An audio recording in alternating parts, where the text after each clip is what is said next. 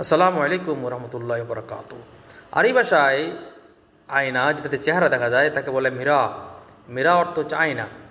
একটা হাদিস আছে এমন যে বলা হচ্ছে হাদিসের মধ্যে আল মুহমিন মিরাতুল মুহমিন ওয়াল মুহমিন আখুল মুহমিন, অর্থ হচ্ছে মুমিন হচ্ছে মুমিনের আয়না এবং মুমিন হচ্ছে মুমিনের ভাই।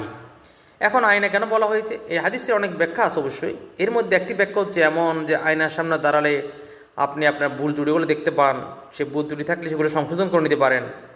ঠিক একজন মুমিন যদি কোনো ভুল করে, আর একজন মুমিন তাকে সেটা ধরিয়ে দিবে, দেখিয়ে দিবে এবং সেই মুমিন সেটা সংশোধন করে নেবে। আরেকটা ব্যাখ্যা এমন আছে যে একজন মুমিনের মধ্যে যদি কোনো ভালো গুণাবলী থাকে, আর একজন মুমিন সেটা গ্রহণ করবে এবং আরেকজন মুমিনের কাছে যদি কোনো দোষ ত্রুটি থাকে সেটাকে ধরিয়ে দিবে, সে তাকে সংশোধন করে দিবে এবং নিজে সংশোধন হবে। এই জাতীয় একটা ব্যাখ্যা আছে। ঠিক আছে। এখন আমাদের সমাজে দেখা যায় কি, এই একজন মুসলিম যদি কোনো ভুল করে অপরাধ করে, আর একজন মুসলিম ভাই কী করে তার দোস্তুরিগুলো মানুষকে বলে বেড়ায়, দোস্তুরিগুলো খুঁজে বেড়ায়।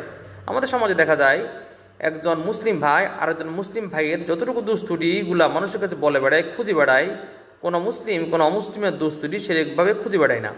অথচ ওই হাদিসে বলা হয়েছে যে মুমিন হচ্ছে মুমিনের ভাই। আপনি তো আপনার ভাইয়ের দোস্তুরিগুলো মানুষকে বলে বেড়াবেন না, ঠিক না? আপনি তো আপনার ভাইয়ের দোস্তুটিগুলো পারলে গোপন রাখবেন, তাকে সংশোধন করানোর চেষ্টা করবেন। এখন আপনি যদি আপনার ভাইয়ের দোস্তুটিগুলো মানুষকে বলে বেড়ান, মানুষকে তার দোস্তুটিগুলো খুঁজতে থাকে, সংশোধন করার চেষ্টা না করেন, তাহলে তো আপনার শরীরের দৃষ্টিতে আপনি গুনাহগার হবেন। ঠিক আছে। আমাদের সমাজে আজকাল বেশিরভাগ পারিপার্শ্বিক অবস্থা যেটা দেখা যাচ্ছে যে মুমিন মুমিনের ভাই, অথচ সমাজের মধ্যে দেখা যাচ্ছে মুমিন এখন মুসলমান শত্রু দাঁড়াইছে।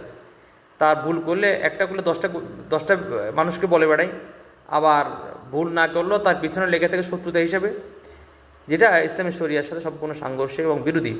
ঠিক আছে। আল্লাহ আমাদের সবাইকে বোঝার তৌফিক দান করুন। আমিন।